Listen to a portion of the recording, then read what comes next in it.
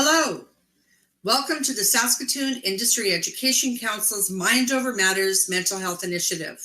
We have over 288 schools who are virtually participating in this event during Mental Health Awareness Week.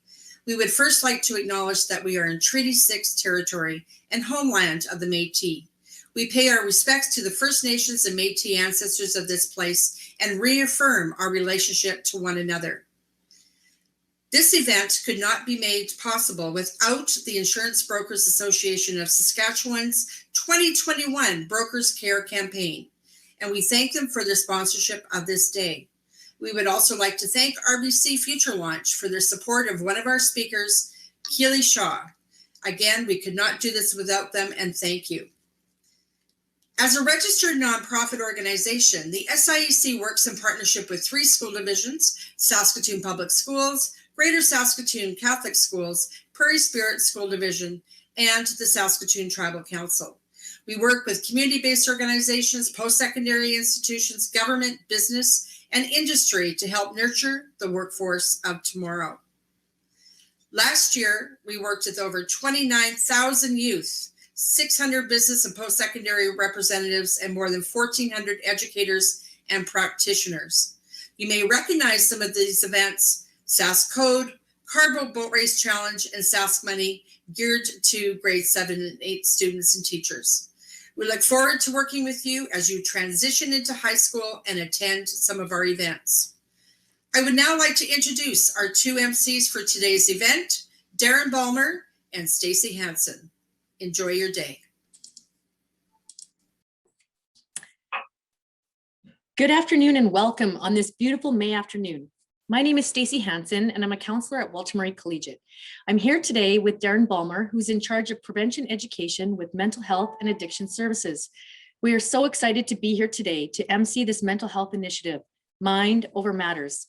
Did you know that it was not that long ago when people didn't talk about mental health at all? Yet here we are today, coming together as 4 school divisions: Prairie Spirit, Saskatoon Tribal Council, Saskatoon Public, and Greater Saskatoon Catholic, to learn about this very important issue during International Mental Health Awareness Week. Yes, I said international. People all over the world are talking and teaching about mental health this week. Why would people all over the world be talking about mental health? Well, to start with, approximately 1 in 20 people will be diagnosed with a mental illness in their lifetime. Experts like to say that if you're lucky enough to go through life without a diagnosis, there's a very good chance that you will know someone who does. So what exactly is mental health? Well, for the longest time, when we talked about health, we were only talking about physical health. We now know that mental health and physical health are equally as important, and that you cannot have overall health and wellness unless both your mental and physical health are good. In fact, a person can have a diagnosed mental illness and yet still have good mental health, just like a person can have a physical illness like diabetes and still have good physical health. Now, if you were to Google the definition of mental health, you would see definitions from many different agencies. My preferred definition of mental health is from the Surgeon General, and it says that mental health is a state of successful performance of mental function, resulting in productive activities, fulfilling relationships with people, and the ability to change and cope with adversity. I prefer this definition because it includes the resiliency piece at the end, the ability to change and cope with adversity. So as you can see, having good mental health does not mean that you're never going to have a bad day.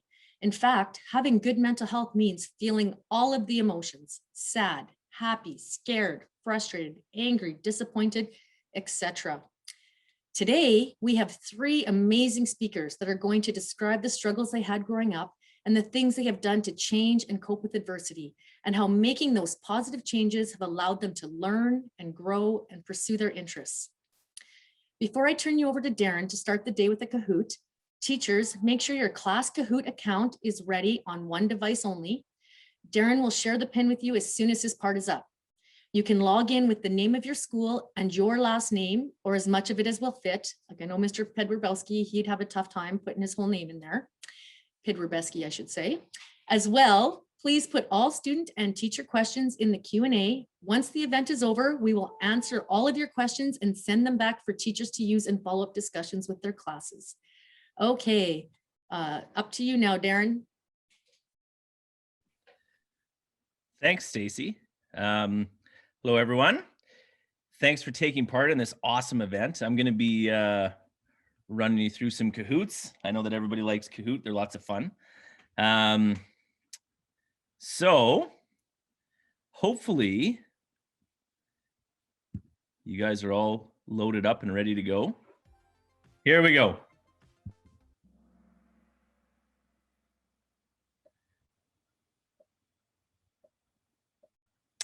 First question. We will be talking a lot about resiliency, but what does resiliency really mean?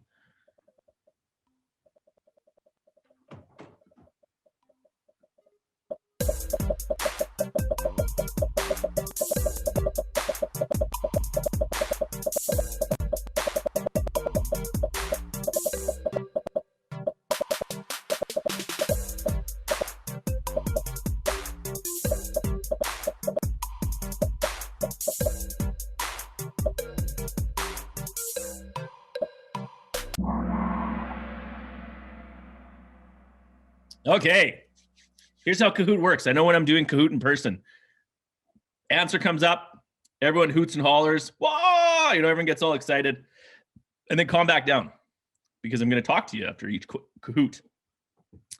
So we're going to today, the messages that you're going to hear from our three speakers are about resiliency. And so, and about being resilient. How do you do that? Or what is resiliency?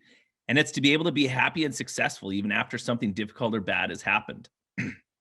So continue to put one foot in front of your other, knowing that you're going to have some successes, you're going to have some failures, but it's important that whatever that looks like, you just continue to strive and continue to get better and continue to achieve whatever you can. Okay. Let's see who got it right. Reese, you have a double smile. I like it. Lobster. Okay, number 2. Is a person born resilient?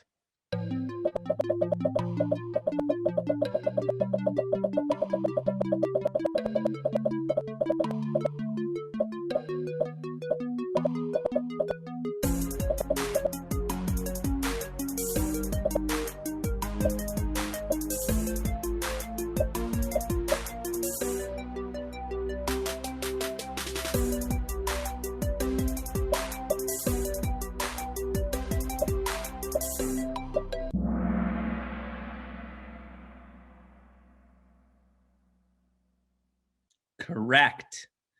You're not born resilient. You have to develop that skill of resilience. How do you do that? That's going to be the next 2 slides. But you're not born with resilience. You have to learn resilience. Oh, I know what I was going to say on a side note, because I also like to just jump all over the place when I'm talking, but I have to give a shout out to Katie Balmer, who is watching on one of the wonderful devices. For anybody that's in the room with her, please give her a big high five. Okay. Please. Reese, double smile. You're staying up there. See if you can hold that place. Number 3, how can you build resilience?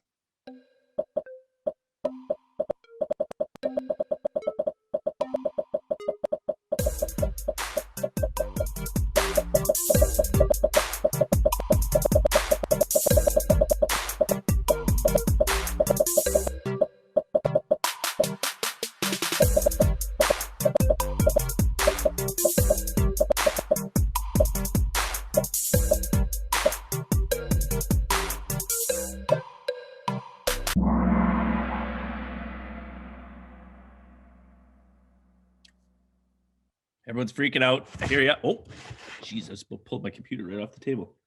So how do you build it? All of those things. Trying out for a team, even if you think you'll be cut. Super good resiliency builder. Having a difficult conversation with a family member or a friend. Another way to build resilience. Failing at something and trying it again. All of those things. Those are all ways that you can build resilience. Having a difficult conversation with a friend or a family member. How many of us hide behind a phone when we're trying to have a conversation with somebody? And you send angry texts. The art of talking one-to-one, face-to-face is lost. It's a way that we can build resilience. Every time you text somebody when you're mad at them, as opposed to having a conversation with them, you're taking away an opportunity for growth for yourself. So all of those things can build resilience. Double smile, Reese. Oh, Darren is cool. Thank you. I appreciate that. My wife is on here, so she can also see this. So just so you know, Katie, grade 7 and 8s also think I'm cool. Number 4, what can you do when faced with an obstacle in life?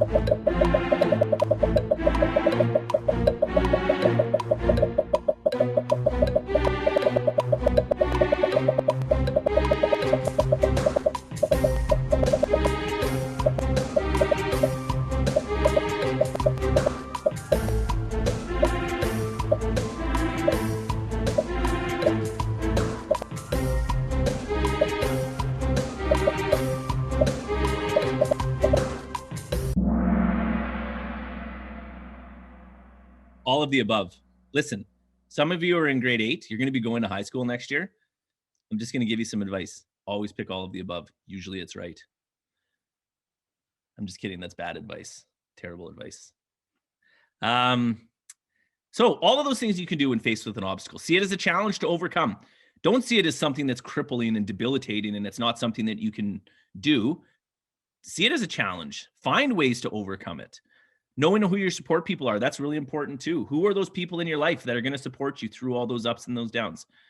Maybe it's family, maybe it's friends, maybe it's your cousin, maybe it's your team, maybe it's, I don't know.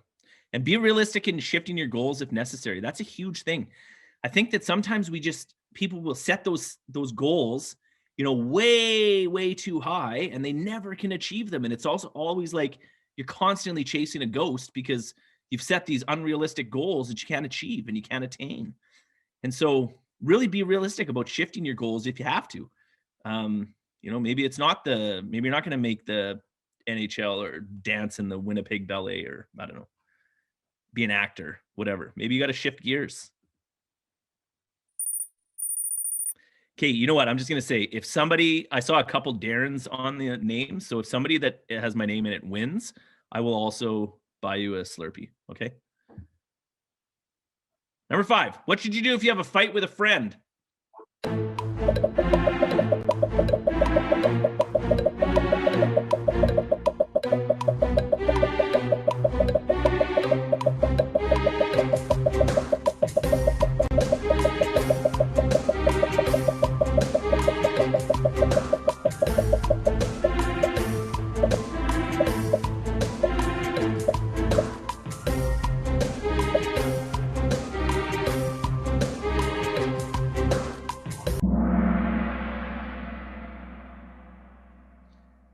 I can't believe 117 of you picked text them and tell them you're mad after I just told you, don't do that. But whatever. Anyway, talk to your friend face to face. I'm not that old, but I'm old enough that I didn't have a phone when I was in high school. Any conflict you had with somebody, you had to go face to face. You couldn't just text them and tell them that you're mad at them.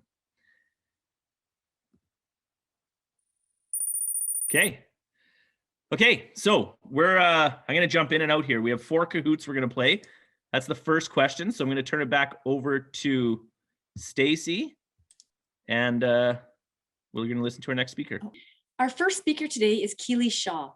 RBC Olympian Keeley Shaw is a Paralympic hopeful who found cycling after a fall from her horse in 2009, which resulted in paralysis of the left side of her body.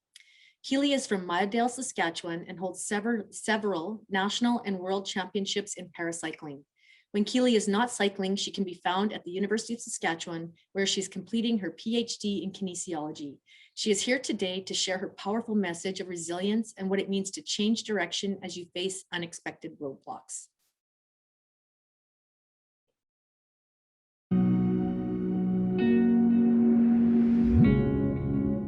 I'm Keeley Shaw, RBC Olympian and Canadian paracyclist, and today I'm here to talk to you about resilience and adapting to a new normal.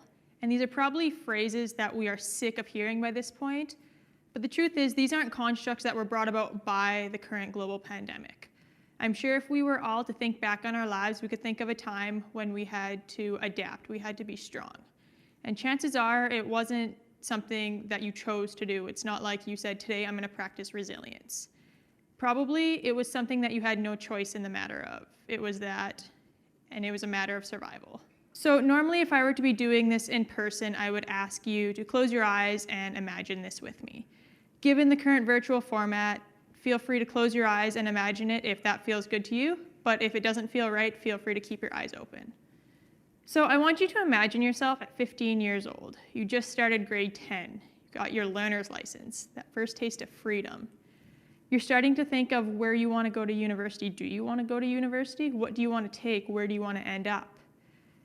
You made the AA hockey team, the team you've been dreaming of all of your life. You're finally on that high school sport team. For me, it was volleyball. And that was pretty much like being a celebrity in my school. And now I want you to imagine waking up one day with your hands tied to the bed. You've got a tube going down your throat and a tube going up your nose. You try to sit up, but you can't. You try to roll over, but you can't. Suddenly you realize that you have no feeling down the entire left side of your body. All you can hear is the frantic scurrying of feet and the beeping of machines. So now if you've closed your eyes, I'm going to ask you to open them.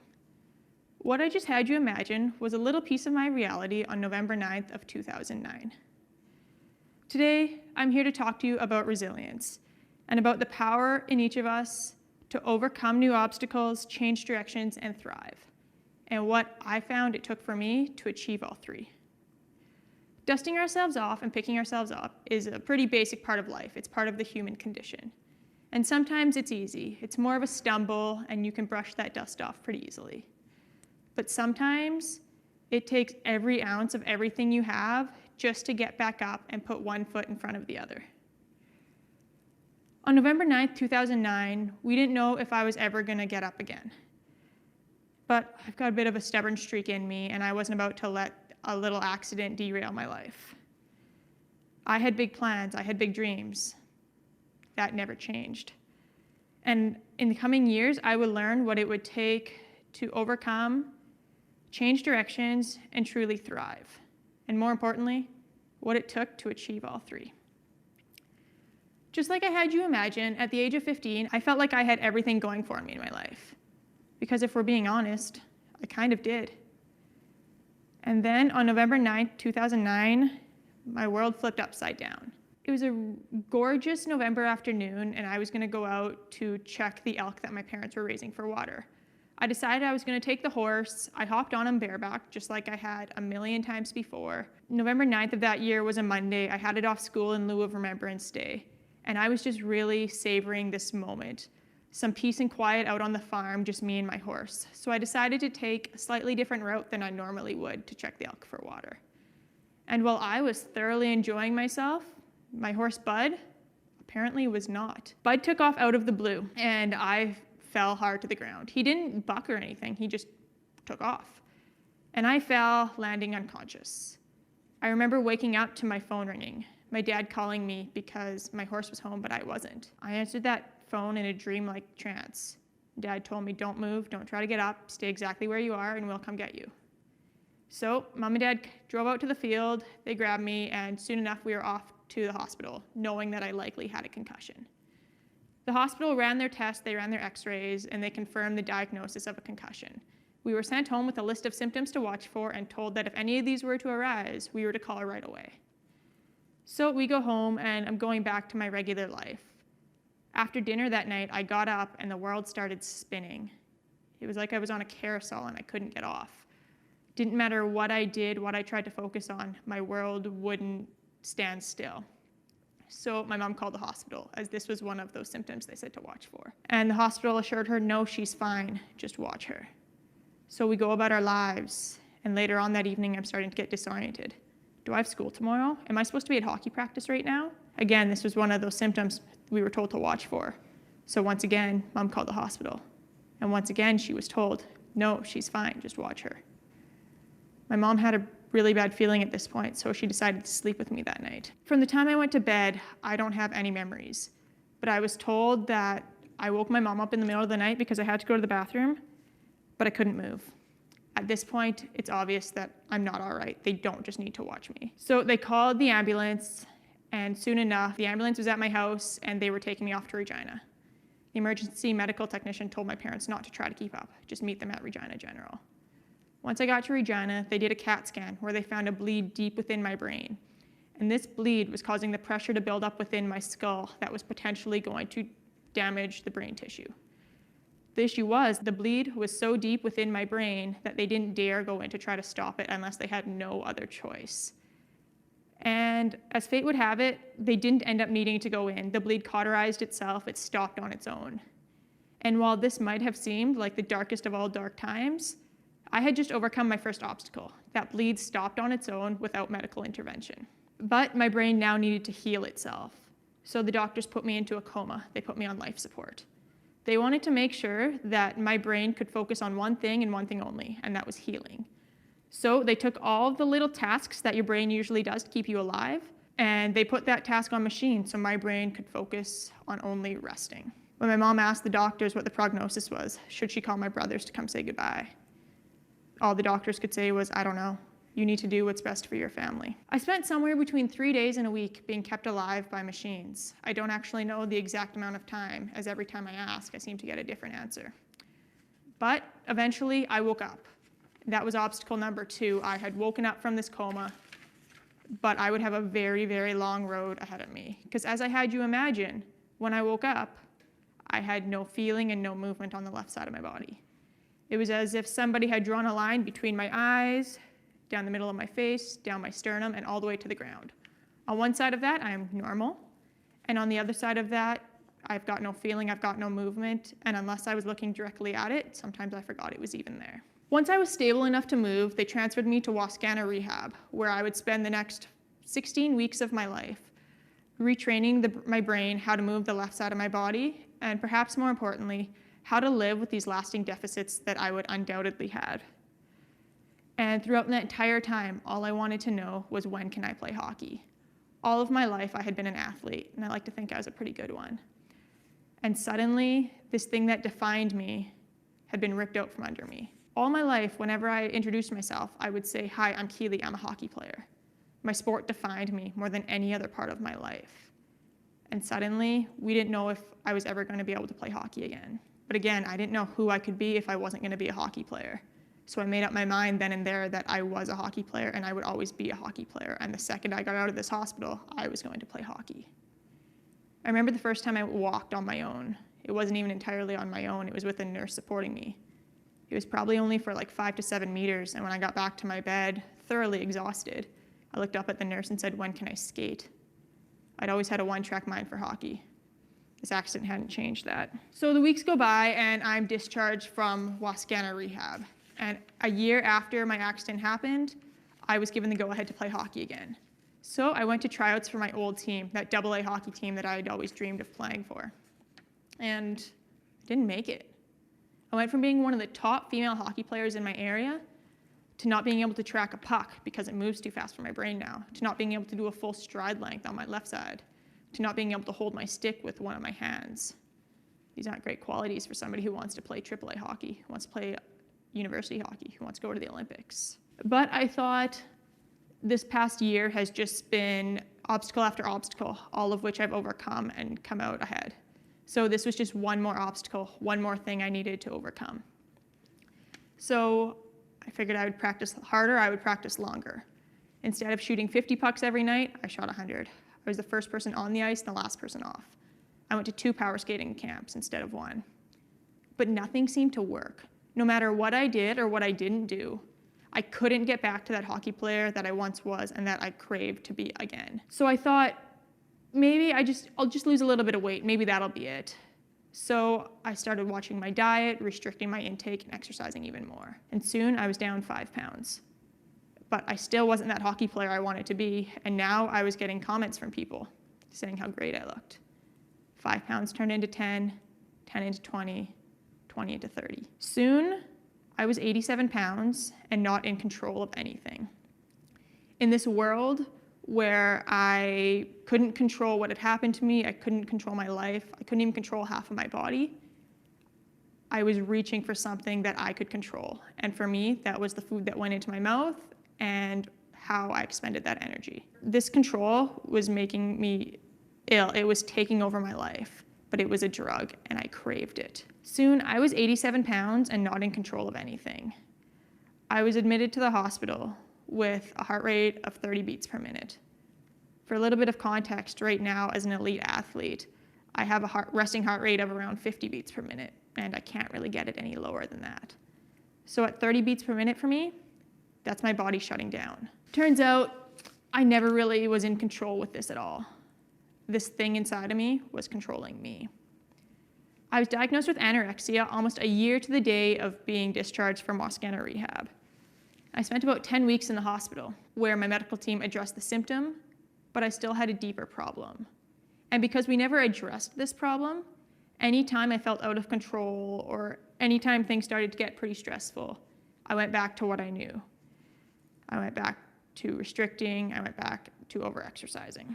And it seemed that no matter what I did or what I didn't do, I just couldn't get over this obstacle. And then one day I was at the gym in the university and a fellow student came up to me and said, "Hey, I heard about your brain injury. I've seen the way you move. I think you'd be classifiable for parasport if that's something you'd be interested in." Of course I was interested in it. All of my life, all I wanted to be was an athlete. I thought the reality of that dream had disappeared when I lost function in half of my body. So I went with her to see her sports scientist, who pretty much said, "You're definitely classifiable. Pick a sport and we'll see what happens." After a little bit of trial and error, I decided cycling would be kind of cool. At this point, I'd been commuting back and forth to the university, so I had a little bit of experience. The following summer, I trained on my $200 steel frame Canadian tire bike, where 20 to 30 kilometers was a really big ride for me. I continued to train, and then in the summer of 2016, after I graduated university, I bought myself a good road bike as a graduation present to myself, and I continued to build my engine, getting up to 50 to 60 kilometers for my long rides. And then I decided that it was time to try my hand at an actual bike race. So in the spring of 2017, I entered my first local race in Moose Jaw, and I loved everything about it. I loved the athleticism, I loved the competitiveness, the atmosphere, the brute physicality of the sport. But most importantly, I loved the way it made me feel. It started to make me feel like an athlete again, like I was myself again. When I came home from that race, completely on cloud 9 after this experience, I went on the Canadian Paralympic Committee's website and I found every single email that was listed on that webpage, and I sent them all a big email saying, "I have a brain injury and I like to bike. I want to pursue this at a higher level. Where do we go from here?" The Paralympic Committee put me in touch with the development coach for Cycling Canada, who invited me out to a training camp in Quebec. From there, he invited me out to nationals. This sounded great and all. What athlete doesn't want to compete at national championships?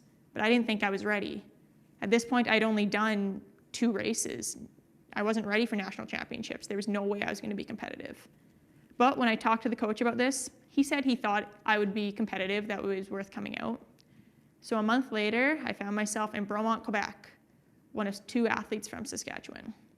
And I ended up with 2 podium finishes, 2 bronze medals. But the thing is, there was only 3 people in those races. 2 bronze medals meant last place times 2. I remember sitting in my hotel room that night thinking, what am I doing here? What was I thinking? I don't belong here. I can't compete with these girls. It would appear that the national coaches thought differently. They thought that I needed to be officially classified. So in parasport, there's obviously a lot of different people with different conditions or injuries, so there's lots of different levels of ability. Classification just puts you into a class where you are competing against people of a similar level of ability. It's just kind of levels the playing field. The next opportunity for classification for me was going to be track cycling world championships in Rio de Janeiro. So they put me on a track, wanting nothing more than a classification out of the race. And my first race in Rio, I messed up the start huge. It was probably the worst start I had done in any of the 6 track sessions I had done before that. Once again, I found myself last. Once again, wondering what I was doing, questioning my sanity for thinking I belonged at world championships. telling myself I didn't belong, I didn't deserve to be there. But I had another race to go, the individual pursuit. And this was the race we'd been training for, really focusing on. So 2 days after I was sitting in my room questioning my sanity, I put on my cleats and I got on the line for my individual pursuit. In a pursuit, you've got one person on one side of the track, one person on the other side, and when the gun goes off, you essentially chase each other around the track. It's a race against the clock until the medal round, but the competitor can either act as a rabbit to chase or can get in your way. So it's a 3-kilometer race, which means it's about 4 minutes of lung-burning, leg-screaming, all-out effort. And right off the bat, I was way ahead of pace. We'd been training for about 22 seconds a lap, and I was running at 19.8. But I felt incredible. There was no way I was going to slow down. I remember rounding the corner one time, and my coach said, "Catch her." I look up, and the girl I was racing against was just in front of me. So I put my head down, dug a little bit deeper, and I ended up passing her. I had never passed anybody on the track before. I didn't know we were allowed to do that. I didn't know how to do it. I'd never seen it. I had never practiced it. But I executed it flawlessly, never losing my pedal stroke. And I ended up that race with a 2-second personal best, currently sitting number 1. By the end of that day, I ended up number 5, 5th in the world, 3 seconds off a bronze medal. I went from believing I didn't belong to being 5th in the world. Fast forward 4 months, my first international road race was a World Cup in Holland, where I found my first international podium with a silver medal. And this time, there was more than 2 athletes in the race. August of 2018, my first road world championships. Ended up 4th in the world. Something inside of me had changed. I opened my eyes, and with an unwavering determination, I began to thrive. 7 months later, in March of 2019, I was back at Track World Championships in Holland, where I put up a 12-second personal best on my time from Rio. 12 seconds in a 4-minute race is huge. It was good enough to earn me a Canadian record and a silver medal at World Championships. After that race in Rio, I couldn't stop smiling. I had finally started to feel like an athlete again, like I was myself. It was the first time that I felt like I had something in my life that I cared about more than that little voice in my head, that critic telling me not to eat, that I didn't deserve to eat. It never gets easier. Every race, I have to remind myself that I do deserve to be there. I am one of the best in the world.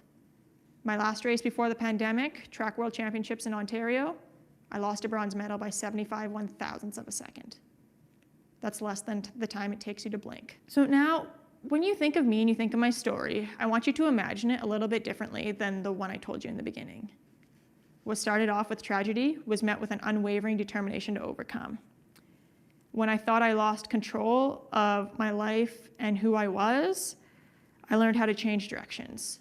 And when I learned that a bike can go way faster than any pair of hockey skates with the right mindset, I truly began to thrive. That day in November of 2009, I thought I would never get up again. And for being honest, it took me 7 years, but I got up. This November will be 12 years since I got hurt. And if we're being honest, every day it's an active choice that I need to get up and keep pushing. So when you think of me, I don't want you to think of me with sadness. I don't want you to think of my story with pity. I want you to think of me as the girl who fell and the girl who got back up. The girl who fell again, but once again got back up. The girl who kept falling, but continued to get back up again and again. There are times that we're going to be met with adversity, but we have to push on. And if you can't overcome it, be willing to change directions. Don't focus on what you can't do, rather focus on what you can do. And lastly, embrace the right mindset, silencing the negative voices that are around you or within you. Only then can you stand on your own podium, whatever that podium might be, and truly thrive.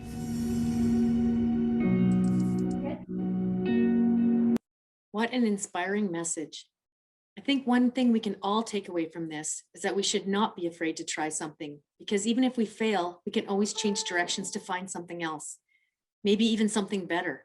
So I'm going to encourage all of you to take risk in your lives, challenge yourself to be your best self, whatever that might be. All right, Darren, you're up for your second Kahoot. Thanks, Stacy. I'll share my screen again.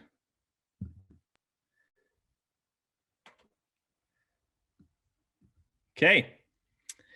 So, I didn't tell you at the beginning. We're going to do 4 different Kahoots. So the first one's on resilience. We already finished that one. We're going to do with depression and anxiety, and we're going to finish with some skills.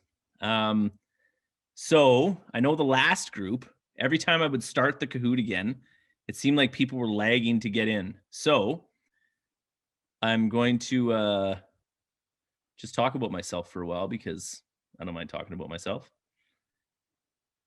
I'm just kidding. I won't bore you with that.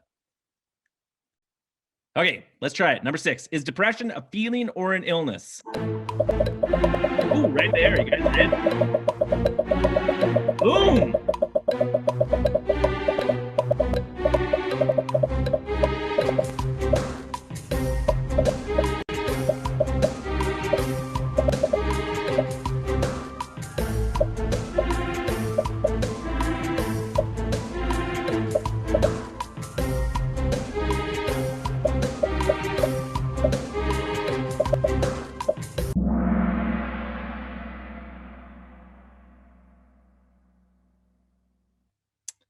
Okay, here's what this one is. We're going to talk about depression. We're going to talk about mental illness and mental distress. And the difference between the two is that an illness is something that a doctor has to give you, and it's based on a whole set of circumstances and behaviors that are present, and it's based off of the DSM-5, which is the Diagnostic Statistical Manual, which is what psychiatrists and psychologists use to diagnose mental illness. But we also have distress, and everybody in your life has distress. Okay, doesn't matter what's going on, everybody has distress. If you have a illness, that distress just sometimes becomes difficult or different to manage.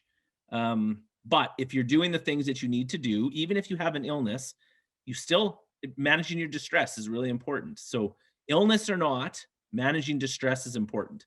So depression is an illness. Depression isn't the feeling associated with distress.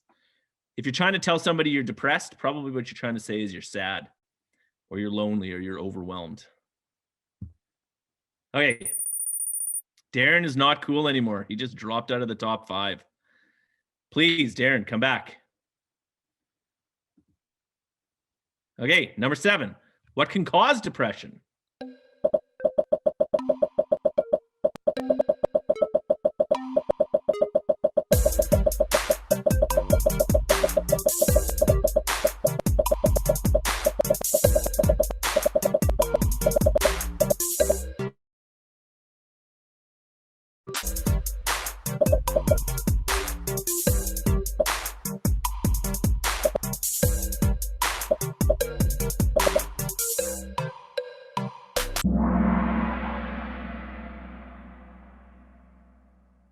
Okay.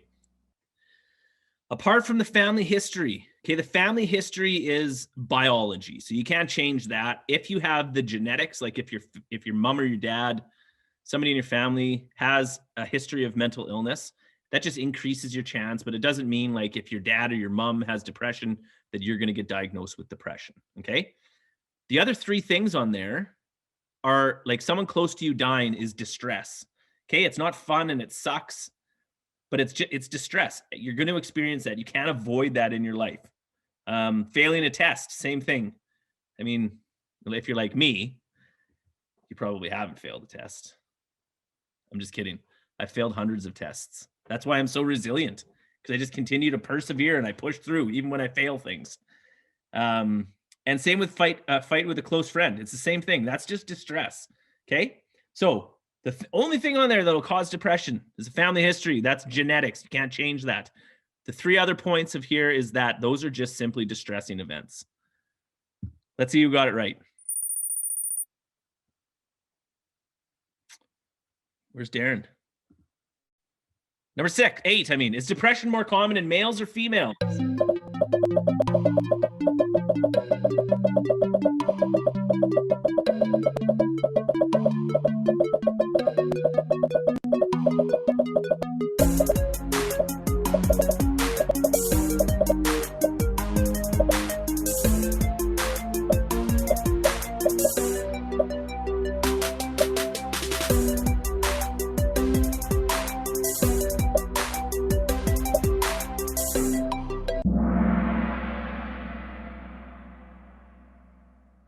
Okay. I have to start this by saying the mental health guy doing the presentation today is not saying that guys aren't depressed and that girls are more depressed than guys. Not saying that. According to the numbers, though, in our stats, I asked somebody who's way smarter than me about this. And at Child and Youth Mental Health and Addictions, our referrals that we get, we have a higher number of female clients than we do. But there is a gap. And here's why. Guys suck with feelings. Guys suck with asking for help. We just think that we hold everything in and somehow it magically will get better.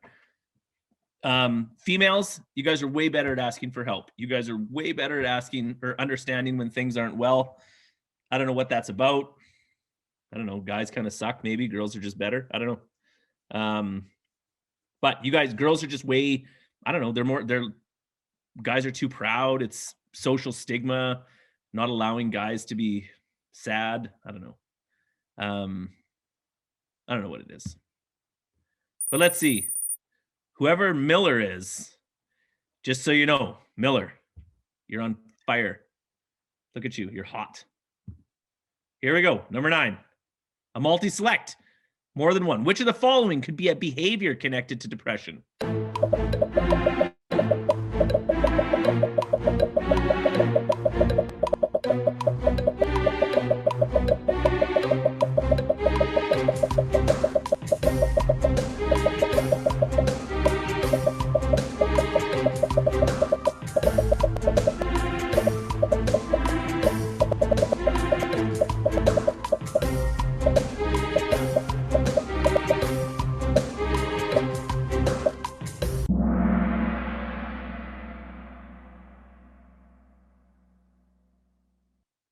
So here's the takeaway from this one. When I'm working with a youth, changes in sleep and weight gain or weight loss, those are things that I usually ask.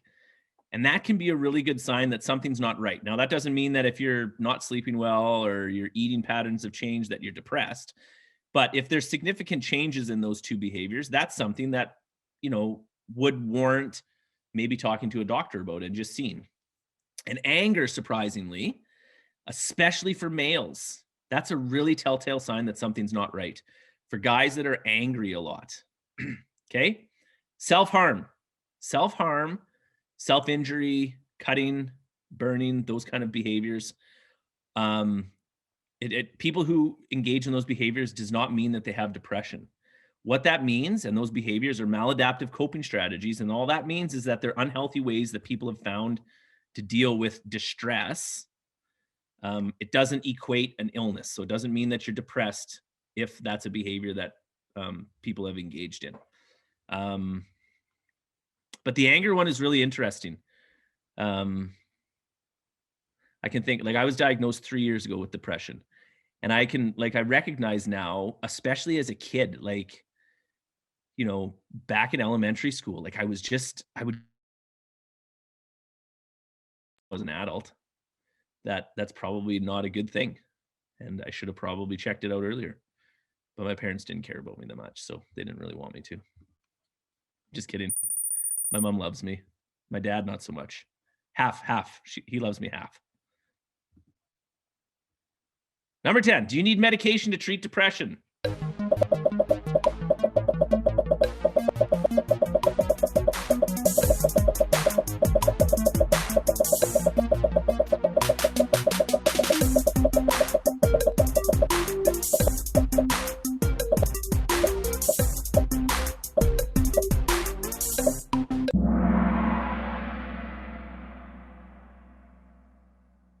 No, you don't need medication to treat depression.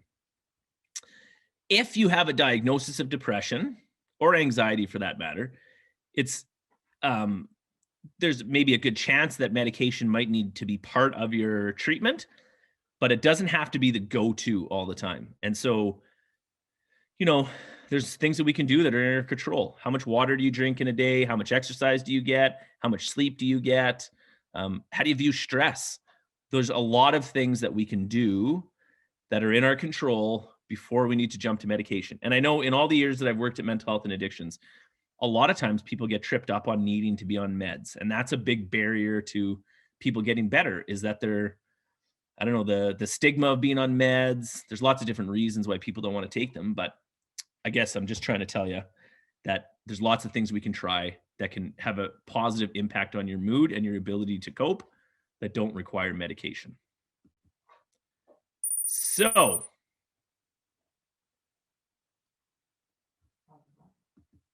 Father Rob, last one. If you have a depression diagnosis, does that mean you will always have depression?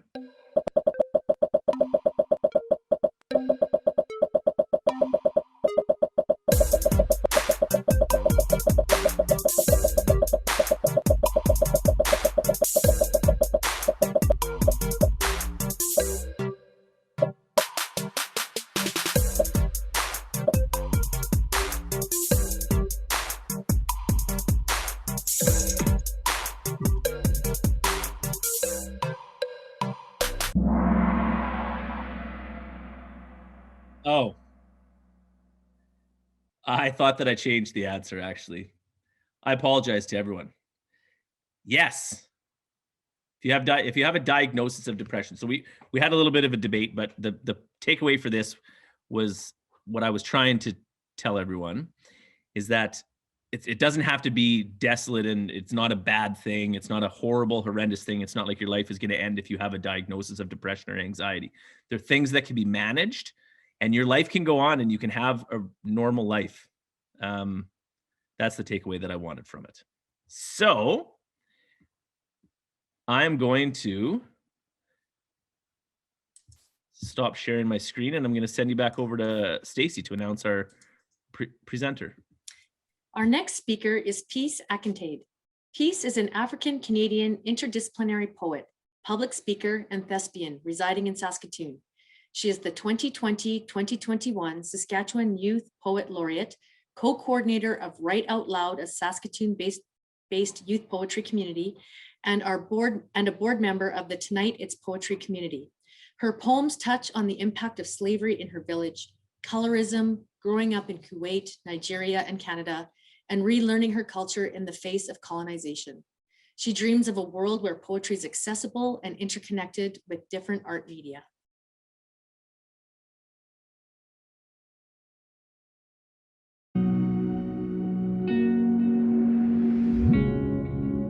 Hello, my name is Peace Akintaid. I'm the Youth Poet Laureate for the 2020 to 2021 season, and I'm here to talk about how poetry can be a form of self-expression, self-love, and self-healing.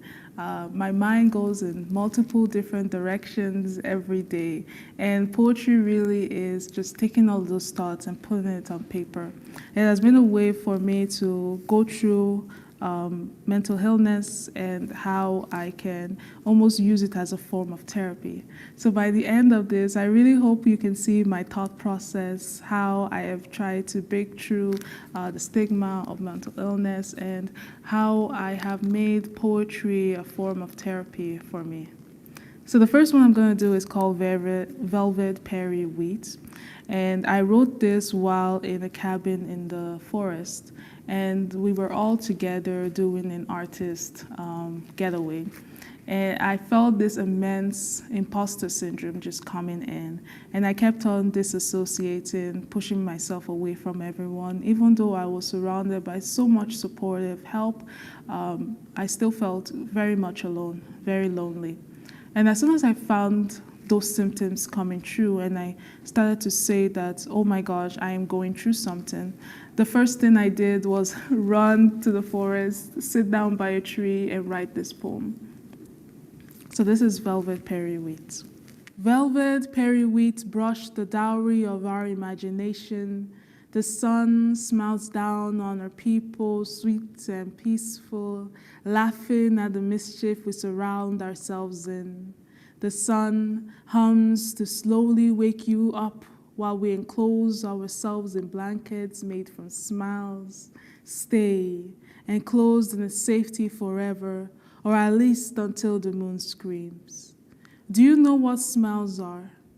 Smiles are plush cords pulled on either side by smooth-textured memories. Memories softly tugged on your lips as if to say, we are all right. Smile with your eyes. Like squished kissing foreheads, crow lines are storytellers documenting a happy life, my love. If no one wakes you with tender embraces anymore, you rely on nature to rock you slowly away from deep sleep. You rely on the trees to tickle you gently away from deep sleep. Why, my love? Do you stretch lazily in bed, filling up the empty crevices in your bones? Stay, watching the murder of crows gossip your imperfections to no one. Our mother's mantra slips into my ears. I am whole. I am twilled sweetness in one. I am trumpets pronouncing joy. I am beauty in the wind, color on the leaves, magic and wonder and everything in between. Repeat after me. I am stardust. I am crimson lollipop. I am the moment between laughter, the silence between friends. I am whole, never alone. Repeat after me. The lilies and dragonflies strive unaware of their beauty. The worship of owls are unknown to animals. What's more, for my beauty known only to the beholder. My grandma's lesson filters into my head. The air remains. The air is calm. Feel the trembles, fill your lungs, thank nature, kiss the trees, and wonder if it kisses back. Imagine the warmth of a companion slip into your fingernails. Let the words of a friend nip the ache of loneliness. My love, when there is no one to wake you with tender embrace, think of nature and its unrelenting forgiveness. Let earth softly wake you, and maybe one day those bad thoughts can go by from here, our bed. My love, when we watch the murder of crows gossip with the trees, we laugh roughly, waking up on our own for the first time in years. The sun sings how proud she is. So that was Velvet Perry Wheat. It really is a mantra for me. I come from Nigeria, from a tribe, the Yoruba tribe. And in our villages, we have storytellers. And when the sky is really dark and the moon shines really brightly, the storyteller would ring the bells, and all the children will come out and sit in a circle, and he will tell us fable stories, about the turtle that stole from his friends, and that will teach us kindness. Or he will tell us mantras like this to really tell us who we are, what our identity is, and I've taken that kind of thinking and brought it to Canada, and it really helps. Every time that I read the poem, I feel like I am getting reintroduced to who I am as a person. So the next one I'm going to do is called Holy Man. And Holy Man is a poem that really talks about my struggle with religion. In our tribe, we practice what you guys would call voodoo or black magic. And now coming to Canada and also doing Christianity as a religion, I've had to really struggle with those two identities. And I wrote Holy Man as a way for me to sort it out. I don't know the answer to it yet, but I do know that it has to do with us as humans. If I ever fall on my knees to worship my prisoner, rename me as holy. Holy is the name of my villain, who is more trigger words and self-denial, who is more Christian music played on the loop to drown out my siblings' cry. I pray, like washing my hands in a well of sin. I pray, like destroying past lovers and misguided friendship. Teach me, trauma, how you grip me so willingly. I remember sitting on the brick road, listening to the radio station say heroes are always winning. Well, Professor, if heroes are always winning, then I must win with an iron fist. I see God in the mirror, living underneath the inscription of self-hatred, mad for destructive knowledge. Like when we look at the burning embers of the city, let us laugh but rejoice in our victory. When the wind is falling apart and the sun begins to fall, when earth spits us out, you will still be here. You, more villain than monster.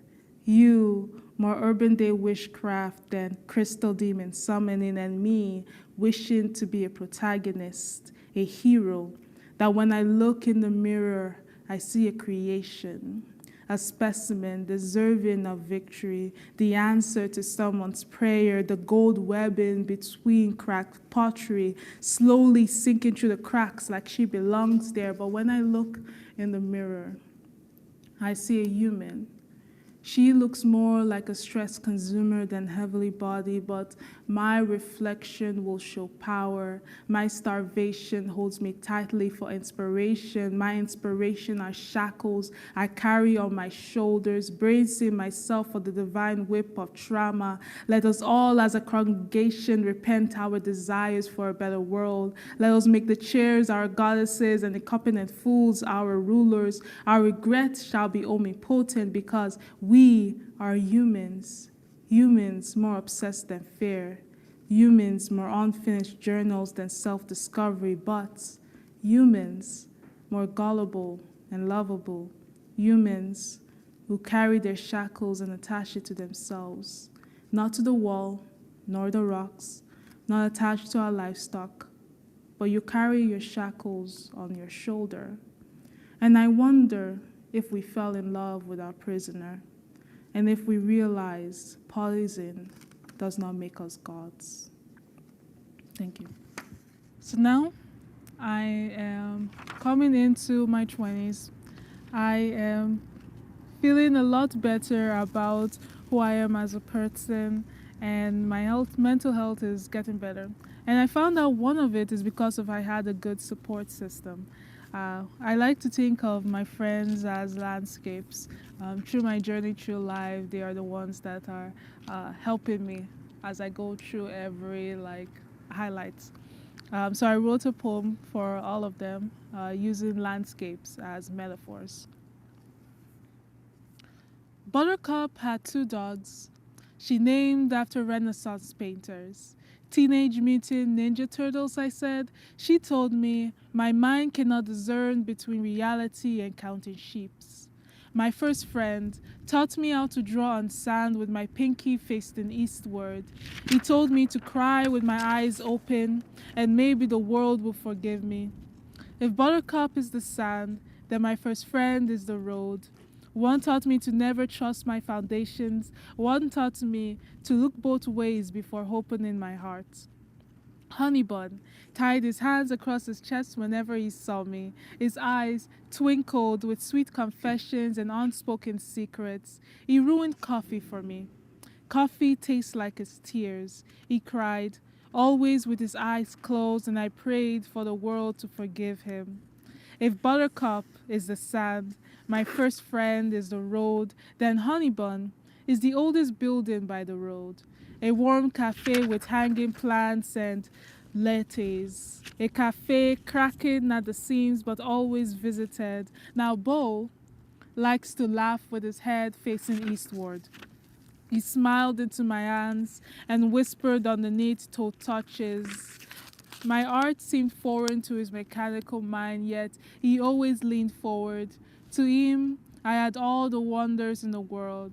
He was the loud to my quiet, hardworking to my insomnia. In his laughter came mockery. He taught me that a woman's modesty was her respect. I taught him that friendship means more than deep-throated kisses. If Buttercup is the sand, my first friend the world, Honeybun a beloved cafe, then Bo is wild mushrooms growing at the edge. Delicious to the mouth, smooth to the throat, deadly to the stomach.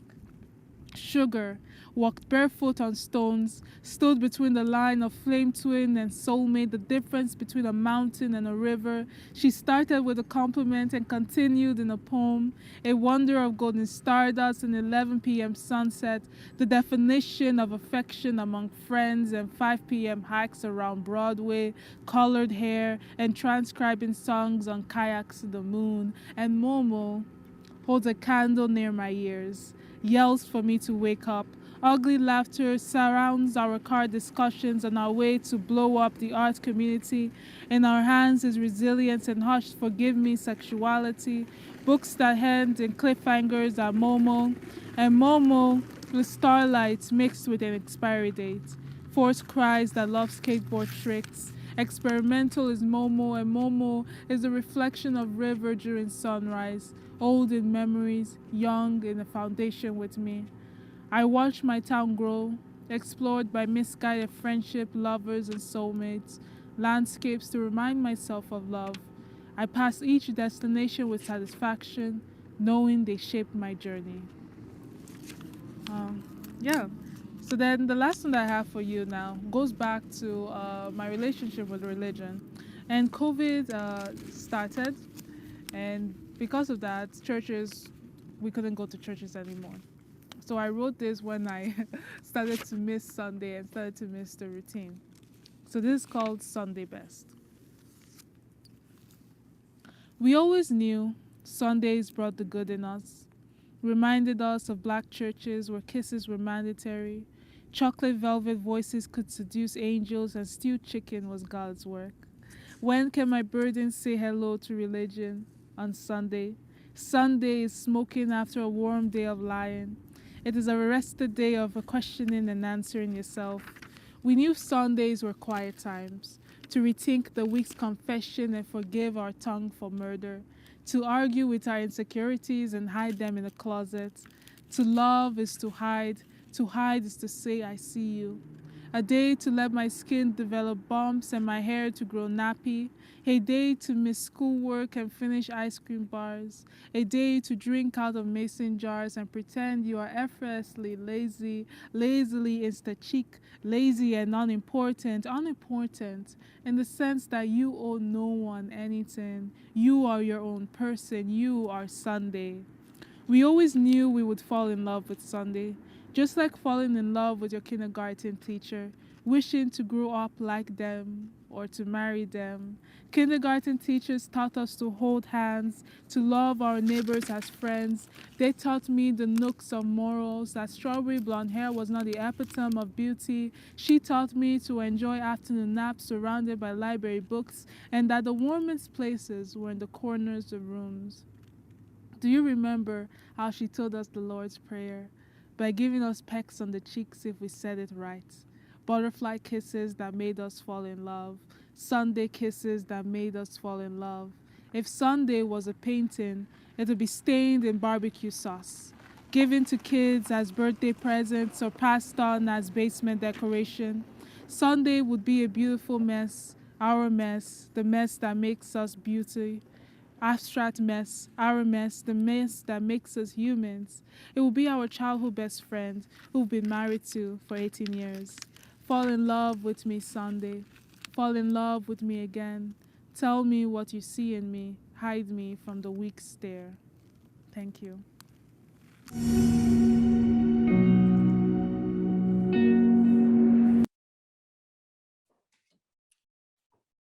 Wow.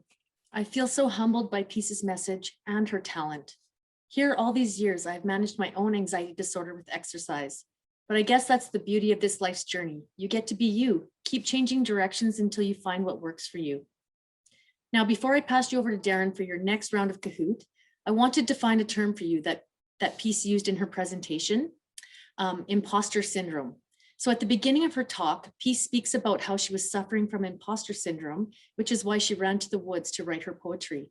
Now, imposter syndrome in simplest terms is when someone doubts their skills, abilities, and talents, even when there's no reason to do so.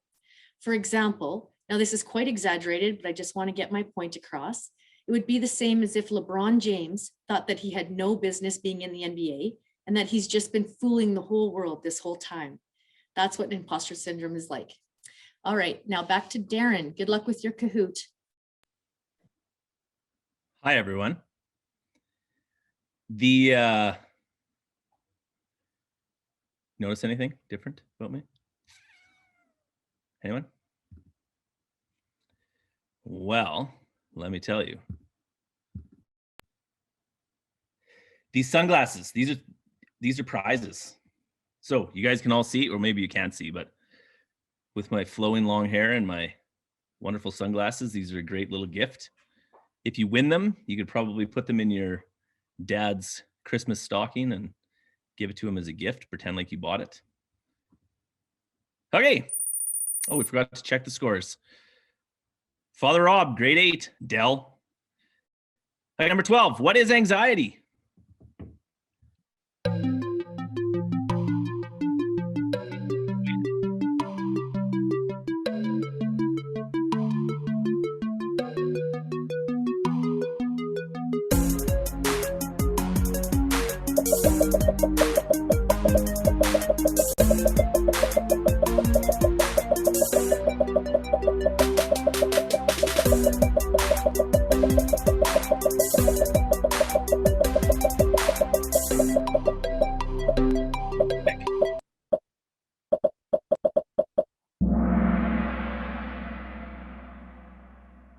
Okay, there you go. What is anxiety? Anxiety is a mental health disorder. It's not a distressing event. You can't feel anxiety. It's called a diagnosis. So what is it though? It's intense, excessive, and persistent worry and fear. So it's not about feeling nervous. It's not about not wanting to speak in front of a crowd or feeling overwhelmed. Those are things that could be feelings that somebody who has an anxiety disorder would experience, but that is not what anxiety is. Okay, just because you're feeling nervous about something does not mean you have an anxiety disorder. Do you know what that means? It means that you're feeling nervous about something. Okay, intense, excessive, and persistent worry and fear. Let's see. Here we go. Reese making a comeback.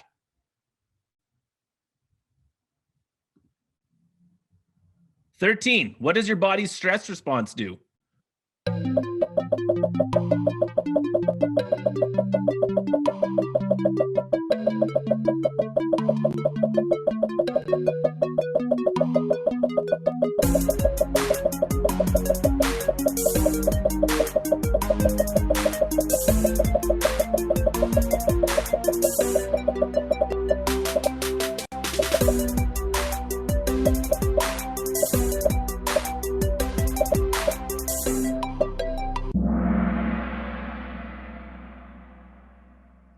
The 46 of you that answered, "I am never stressed."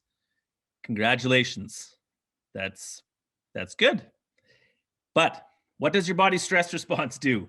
It prepares you for an emergency, your fight or flight response. That's what your body is preparing itself for, an emergency.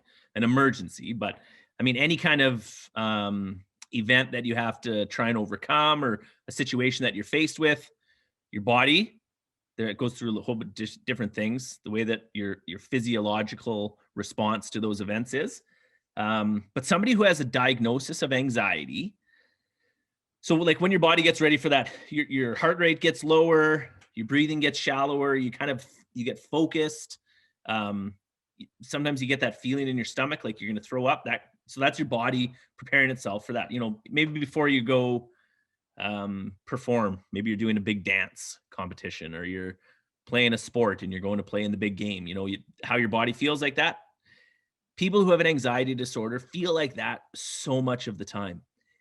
I don't have an anxiety disorder. I'm diagnosed with depression, and the two are different. But somebody who has a true anxiety disorder, the feeling that they have, the way that their body reacts, and how it's always jazzed up like that, it's not fun. So that's what your body's stress response is. You're faced with a situation, your senses get heightened, you deal with the situation, and then it goes down. But somebody who has an anxiety disorder, those elements that I was just talking about are heightened, and they stay heightened all the time. So they're usually like revved up all the time. All the time is concrete language. I'm not supposed to use such concrete terms most of the time. My counselor told me I'm not allowed to use concrete language anymore. So I said, okay, fine. I'll change my behavior for you. People with anxiety should avoid stressful situations.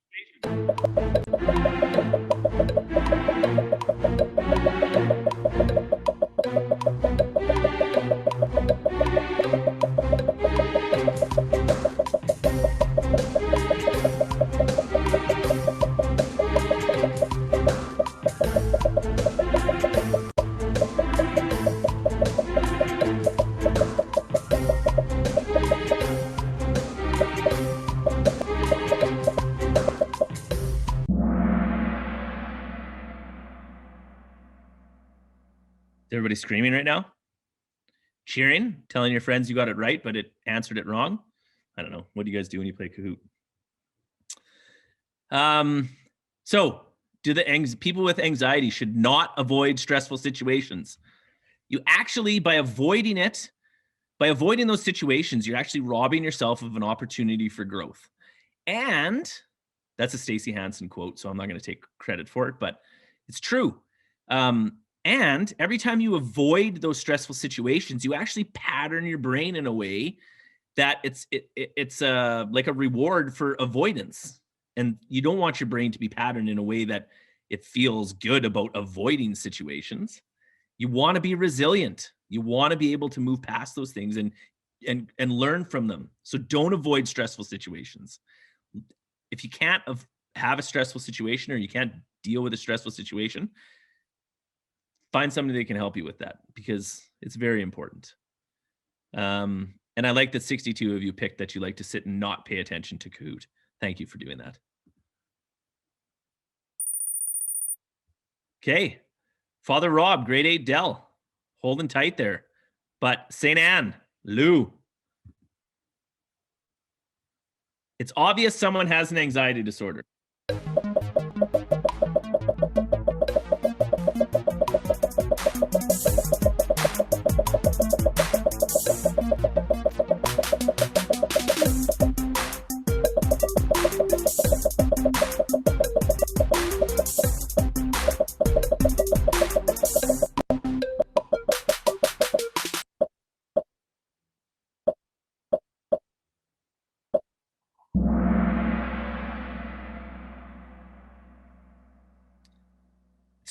Absolutely. No, it's false. You can't, I mean, lots of people, you can't tell if they have an anxiety disorder. You'd be shocked. It's kind of like, I mean, these presentations, it's a bit different if I do them in person, because I think people have this like belief in their brain of what somebody who has a mental illness is like, what somebody who's depressed is like, or what somebody who's anxious is like. And it's when I'm in person, I feel like it's more impactful because, you know, I'll stand up in front of your school or your class and doing these presentations and talking. And then when I tell people that I have depression, it's almost like, what? How can you have depression? You're like happy and you're outgoing and all those things. But really, I'm not. This is just, it's easy to talk to this many people when I'm on a computer. It's not even intimidating at all.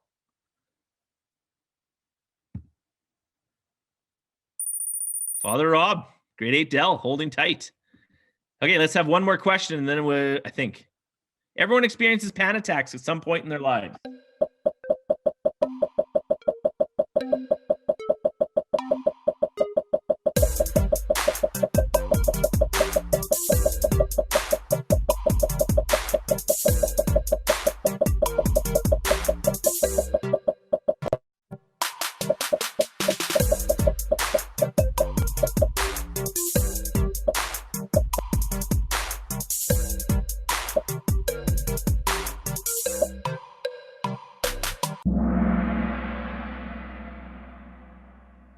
That statement is false. For anybody who has ever actually experienced a panic attack and not just felt really nervous, I've never had one, but they're like the people that I know who have had them they're awful. It's a horrendous thing that I wouldn't wish anybody to go through. True story. Only if they have red hair. Thank you for 19 of you and 17 of you picking only if they have great hair. So here's a quick little story.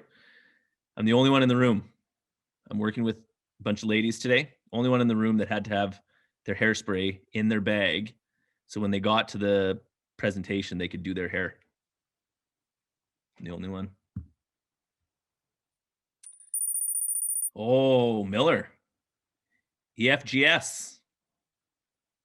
Okay, I think we have one more. Sorry. It's a multi-select question. Effective ways to deal with your anxiety.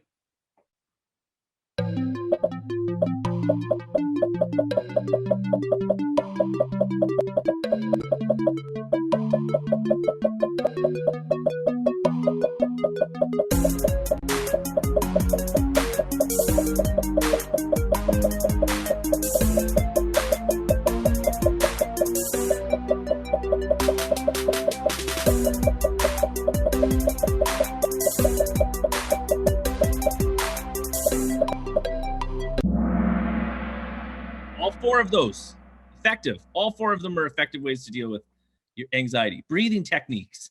So box breathing, if you've ever tried box breathing, it's super effective. Look it up. Try it. As a classroom, I would try it. It's super crazy to see how effective it can be. Thought distractions for somebody who has anxiety. A lot of times we get stuck in our head. We ruminate over things, meaning you think about them over and over. If you have a conversation with somebody at school and then you go home and you find yourself 10 o'clock at night replaying that conversation. That's what an anxiety brain is like. And so sometimes the thought distraction is a really good way to deal with it. It's just do something to kind of get out of your head. Have a bath, read a book, I don't know, like those kind of things. Exercise all the time, good. Exercise. Like nothing bad about exercise. Okay. And CBT, cognitive behavioral therapy, is just a type of therapy that has the best results with an anxiety disorder. So I'm going to kick it back over to Stacy here, and she's going to introduce our next and final speaker of the day. Our final speaker this afternoon is Andre Baer. Andre graduated with his Bachelor's of Education from the University of Saskatchewan and is currently in law school. He is the former youth representative of the Federation of Sovereign Indigenous Nations and co-chair of the Assembly of First Nations National Youth Council, as well as an executive member. In 2016, Andre was appointed as a special advisor to the Minister of Crown Indigenous Relations Canada, where he co-founded the Indigenous Youth Voices Network for the full implementation of the Truth and Reconciliation Commission's Call to Action 66. Andre will share his personal journey and what helped him honor his own identity to overcome the challenges he faced growing up.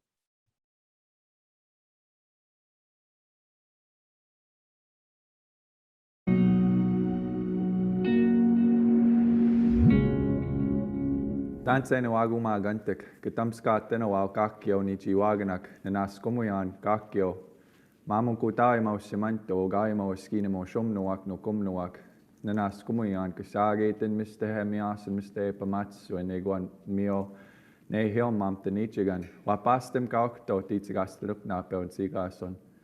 Hello, my friends, my relatives. My name is Andre Baer. I am 26 years old. I am Cree from both the Little Pine and Canoe Lake First Nations here in Saskatchewan.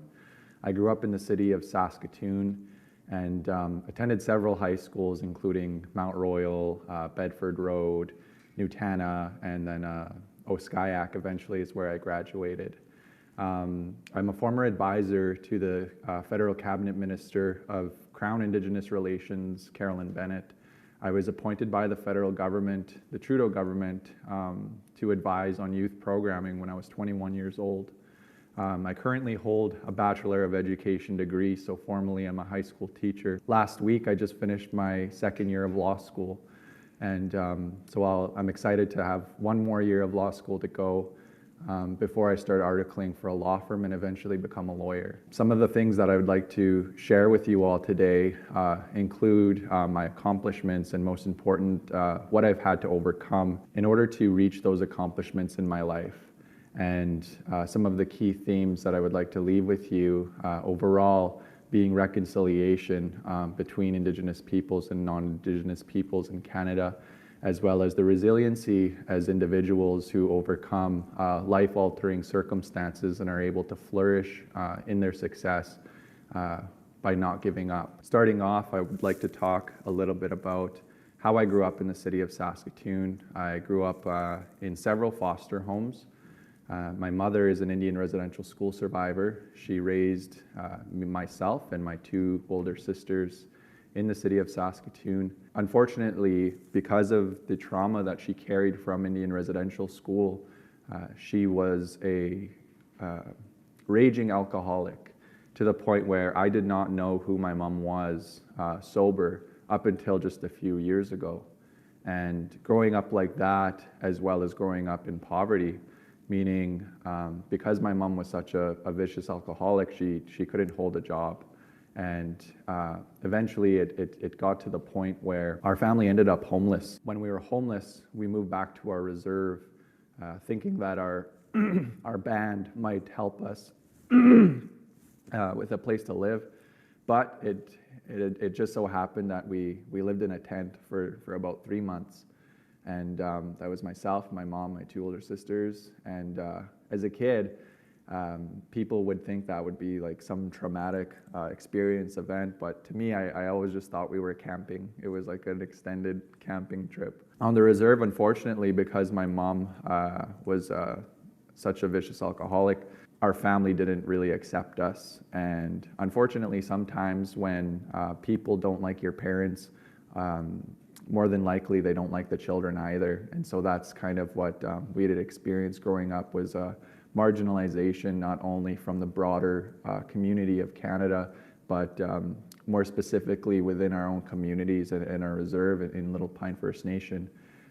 Not many people wanted to be around us or spend time with us. Because of the negative experiences that I had growing up, I know it influenced a lot of the aspects of resiliency and strength that I now carry today as a man. There are a couple of stories I would like to share with you all in terms of what it means to be resilient, what it means to have that strength, and what really carried me to this point in my life. And the way I see it is that regardless of what happened to me as a child, and the poverty and the homelessness and being apprehended by child welfare, and all of these negative circumstances, yes, they influenced my life when I went into high school. And that's why I have attended so many high schools in Saskatoon, was because I kept getting kicked out. I never felt like I belonged in any of these spaces. I was always angry. I was always getting into fights. I was always drinking. I was always doing drugs.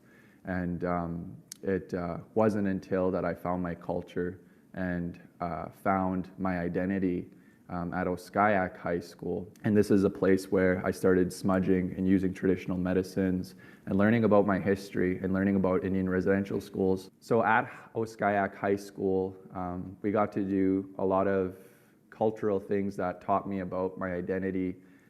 Being a Cree person, that means smudging, using our traditional medicines, learning my history, learning about Indian residential schools and what truly happened in those schools to so many kids across the country, and how my life plays a role in that, like a direct role, because people might think that Indian residential schools happened a long time ago, but I'm 26 years old and my mom went to residential school. And unfortunately, the abuse that children had faced in those schools was catastrophic and destroyed First Nations communities. And my family was one of them. Being able to understand and comprehend the forces that work outside of your life and your worldview as a child, and understanding that it's not your fault that you went through these things, but it somehow becomes your responsibility to overcome them. Learning about our history as First Nations people was an important moment in my life and in my growth and development. It's not that it gave me someone to blame for my problems, it was that I knew the truth. And when you know the truth, you are able to make the decision to take responsibility over your own life and your own decisions, and ensure that the same negative circumstances, such as the poverty, such as the alcoholism, no longer control you or your life. And I was fortunate enough to make that decision when I was in high school. I was 18 years old when I decided that I wanted to quit drinking. I wanted to quit using drugs. I wanted to quit fighting. I wanted to quit perpetuating this negative lifestyle and feeling sorry for myself because of how I was raised.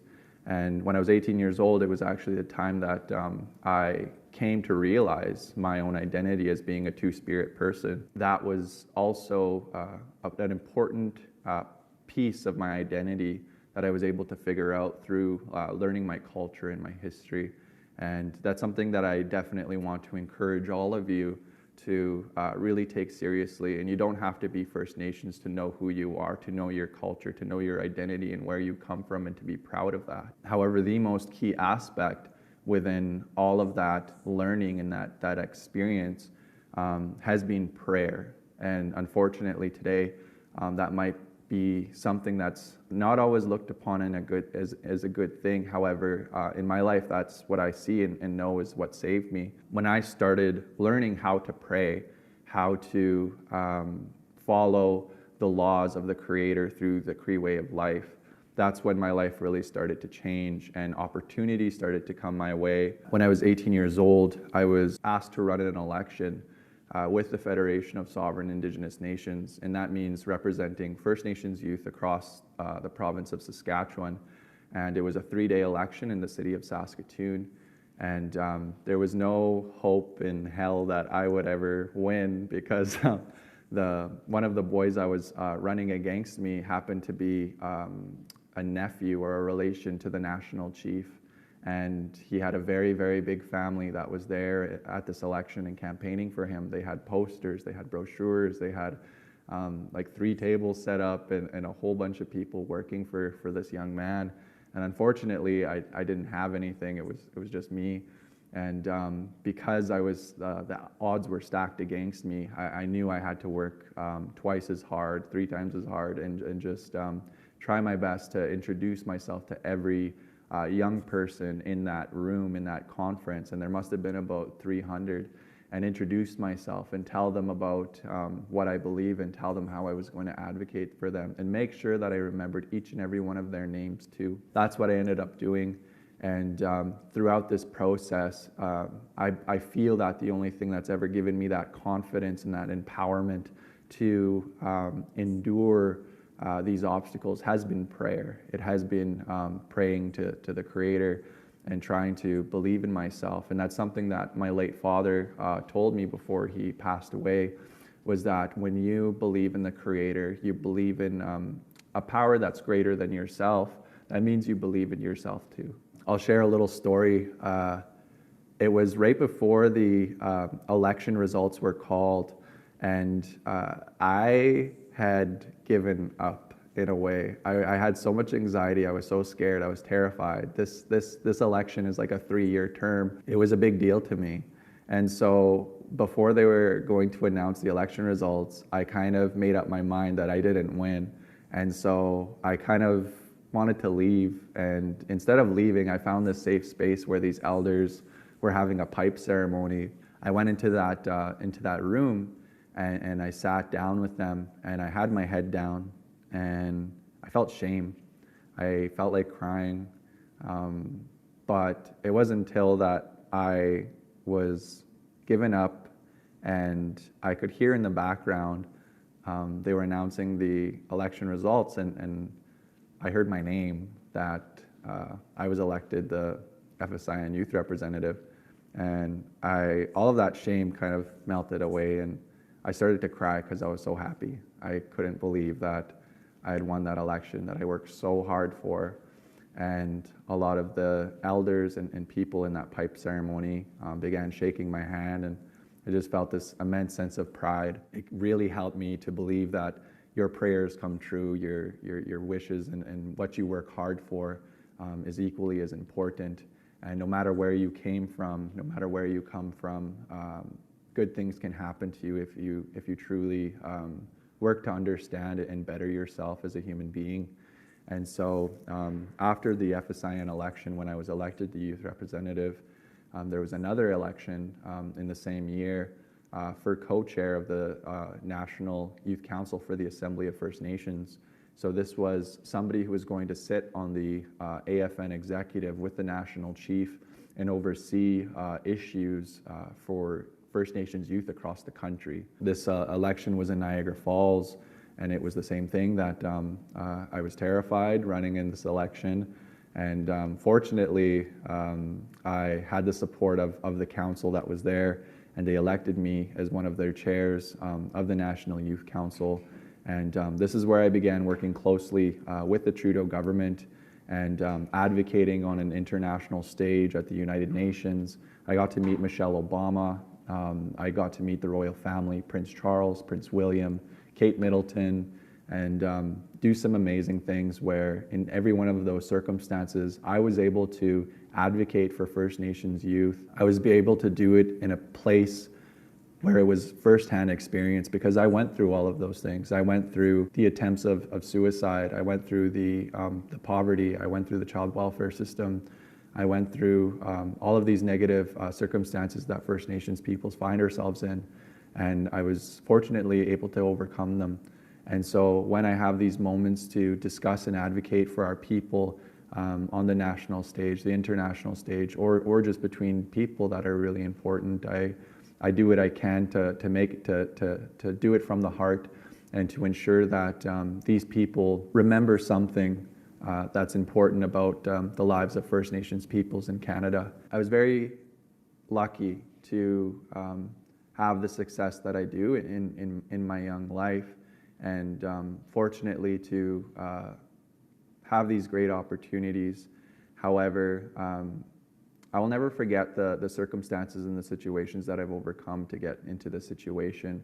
And to me, knowing who you are, knowing your identity, being resilient, and being able to persevere through any kind of problems that come your way in this world is really what is going to make your dreams come true. One last story that I would like to leave you all with has to do with prayer. And when I was 15 years old, I went to a high school in northern Alberta. I was bullied at this high school for being gay and for being new to the community. And unfortunately, on the school bus, 3 of these older boys would harass me, bully me, but I was always kind of a feisty young man, so I would always talk back. I would always swear at them. I would always stick up for myself. And I think at one point they just got sick of it and they wanted to fight me. When I was getting on the bus, going home from school at one point, one of them told me we were going to fight. He really seemed like he meaned it this time because he was wearing leather gloves and he was punching lockers and stuff like that. So I knew it was going to happen this time, and so we were getting dropped off from the school bus, and I looked around me and I seen all of these kids pointing their phones at me, and I looked around, and sure enough, one of the older boys started hitting me in the back of the head, and there was 3 of them all together, and one of them was showing me a big can of bear mace that he had. And because I was kind of a bad kid myself at the time anyways, I also had a can of mace, and I ended up using it on that boy that was hitting me in the head. And but it wasn't until I looked back and that other boy bear maced me that the school bus had stopped and everybody opened their emergency exits and ran off of the bus. The kids continued to beat me while I sat there by myself, and it wasn't until I was completely full of blood, beaten to a pulp, covered in bear mace, that they let me go when I was able to walk home.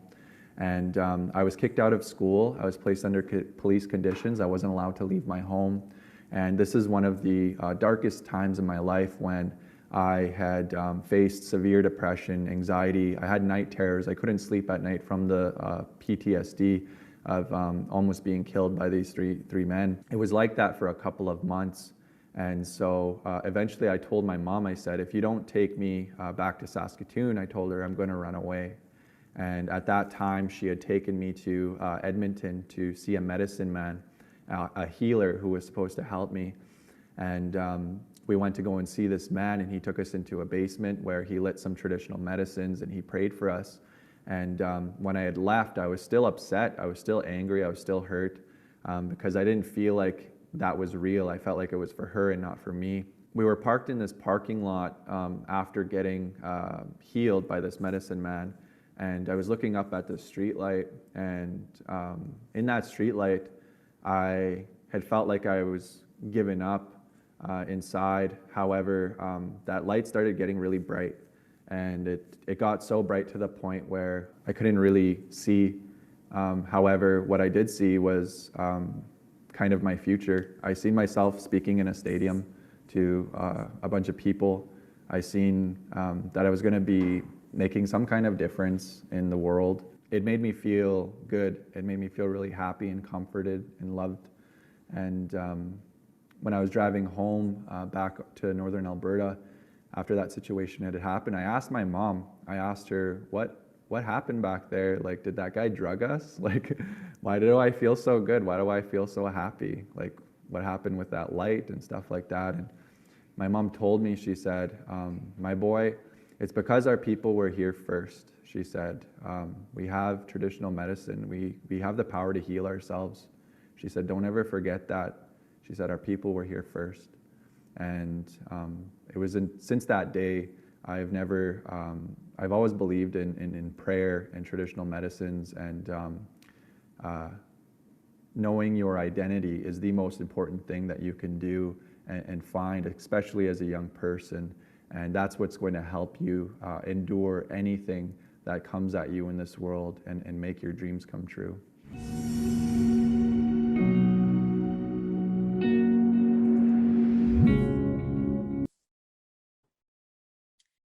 Thank you, Andre. What a powerful story about what the human spirit can overcome if we're willing to do the work and figure out who we truly are, what our own identity is. Now, I do have a question for all of you. What if Andre had not won that election? Would all have been lost? Would all of his hard work been for naught? Well, the answer is actually a resounding no. And why not?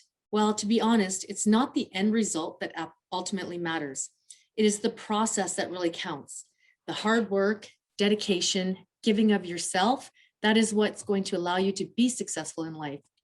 The courage to try your best and still fail will not only allow you to learn lessons and add skills to your resiliency toolbox, but you will also be so proud of the effort you put forth, and even greater, you will not have any regrets. I'm not saying you won't be disappointed, but you will definitely have gained a lot more than you have lost. Now back to Darren for our final round of Kahoot. Thanks, Stacy. Let's get this back up here.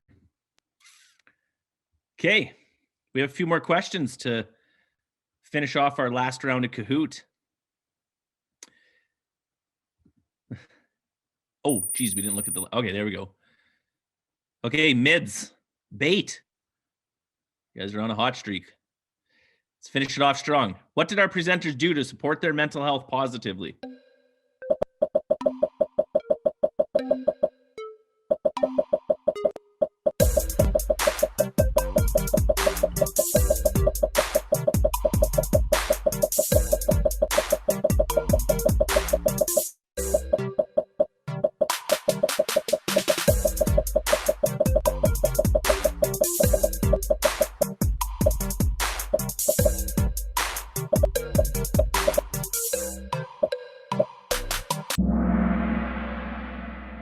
Well, one of them wrote poetry, one of them decided to change directions, and one of them embraced their identity.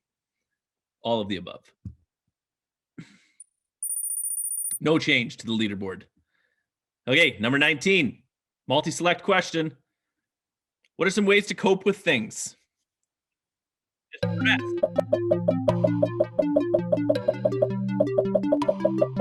You can pick more than one. You can pick it right.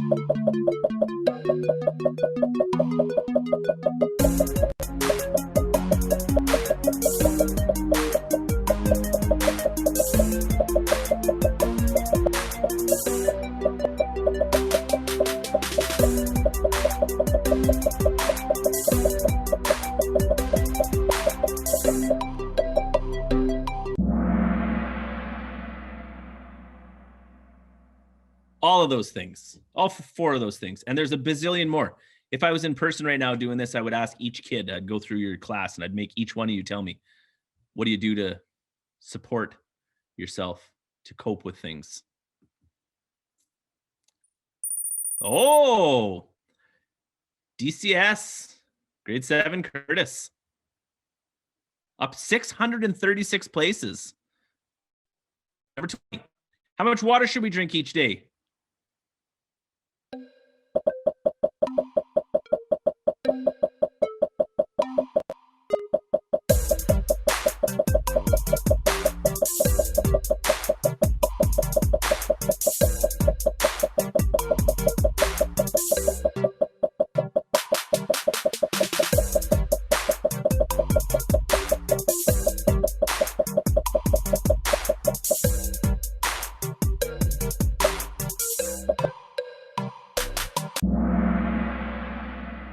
Eight cups.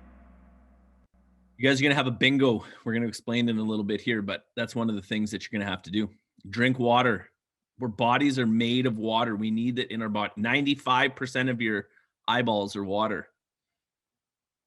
Water helps, well, anyway, helps your digestive problems too.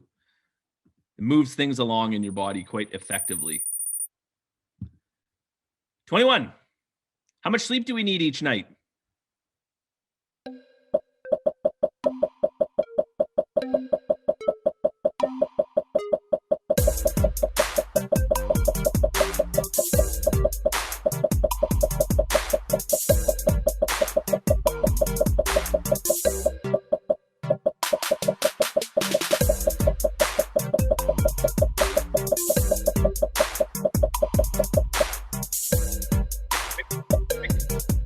Quick. 5 hours of sleep. 8 or more hours of sleep. 6 to 8 for adults, 8 to 10 for adolescents, youth. You need sleep. Your brain prunes itself at night, cuts all the information off that it doesn't want, gets rid of it, takes all the stuff that you need, puts it, compartmentalizes it where it needs to go. That's how your brain refreshes itself at night. So it's super important that you get sleep. I could tell you more. I read a book called Why We Sleep, and it has crazy, crazy facts about how you learn, how your brain learns when you actually have rest. No change to the leaderboard. 22. How much exercise should we get each day?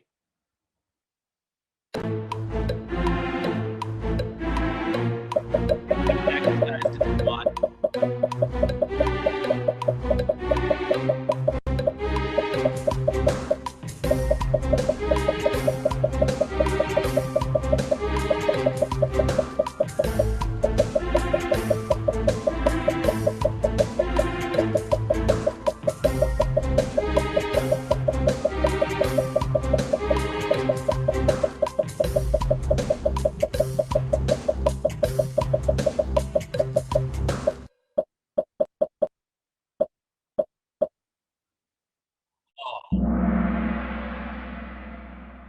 One hour. Here's what I know in talking to people. Lots of sports and lots of activities that we would normally be doing in a non-pandemic year have been canceled or significantly modified. And so, you know, a lot of kids aren't getting as much exercise as they normally would. Exercise is like so key to everything. Getting a good sweat on, getting your heart rate up. Get outside. It's hot out. It's beautiful out. Get some vitamin D. Vitamin D on your skin. That's why my skin's so nice. That's why my forehead's so shiny, is because of all the vitamin D that I get and all the water that I drink and all the sleep I get, actually. Okay, 11 players just hit a streak. Okay, here's our final question. How many minutes before bed should you have no screen time?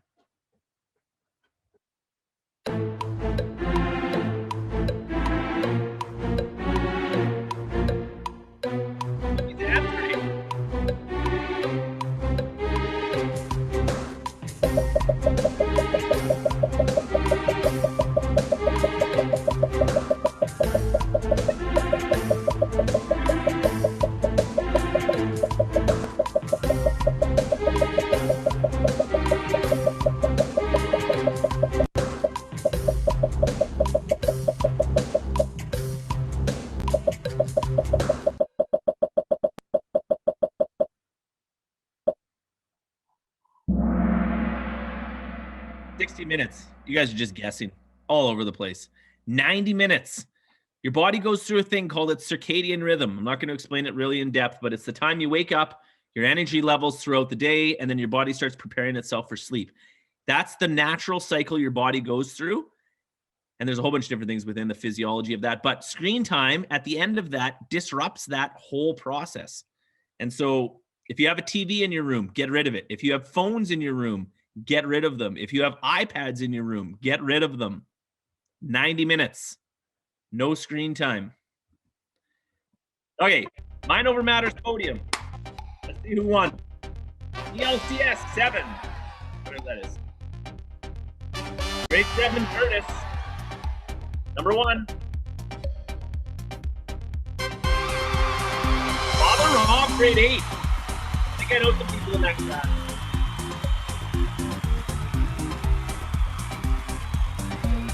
All right. Well, everyone, thanks for your time. I hope that you had fun. You can't go anywhere yet. We're going to send you back over to Stacy, and she's going to wrap this day up for us. Okay, teachers, just a reminder to put yours and your student questions into the Q&A, and we will answer them and send them back to you to use with your classes. Now, we have an activity for you to leave with, our Mind Over Matters Wellness Bingo. So after the event, we want you all to keep thinking about the critical role overall wellness plays in your mental health. So a lot of those things that Darren just went over with you. We have created a Mind Over Matters Wellness Bingo, and we encourage all students to complete the wellness challenges. So all classes that participate in the bingo will receive a prize package. Teacher will draw names in their class for winners. There will be prize draws for students who submit their card. So even if you only complete one square on your wellness bingo, your name can get entered for a prize. But additional prizes will be drawn for those who complete a line or a blackout. So if you want a better prize, do more of the, fill out more of the card, get those activities done. And then students who actually complete a full blackout will also be entered to win the grand prize of a Nintendo Switch. And we actually have 2 Nintendo Switches per school division. Okay, so students, you will have 1 week to complete the challenges. Your teachers will provide you with the bingo cards and further instructions. Good luck and have fun. Teachers, your feedback is really important to us. Tomorrow you will receive an email asking for feedback on our event today. Please take a few minutes to let us know what you and your students thought about the messages and activities shared during the event. The short survey will only take a few minutes, but is vital in helping us as we move forward. And of course, any teacher who provides feedback will also be entered for a prize. Now, at this point, I would like to take a minute to thank everyone who made this event possible. First, to our sponsors, Insurance Brokers Association of Saskatchewan, RBC Future Launch, SIEC, and all 4 school divisions for not only promoting this important initiative, but by providing the Nintendo Switches for completing the Wellness Bingo. I'd also like to thank all the grade 7 and 8 teachers who took time away from their teaching so that their students had the opportunity to be a part of this event. And finally, a great big thank you to our presenters for not only taking the time out of their very busy schedules, but for their courage and their strength to share their personal stories in the hopes that it will make a difference in the lives of our youth. I want to encourage all of you to try to implement their messages into your life. Find your identity and embrace it. Find positive ways to cope when you're presented with life's obstacles. Continue to challenge yourself.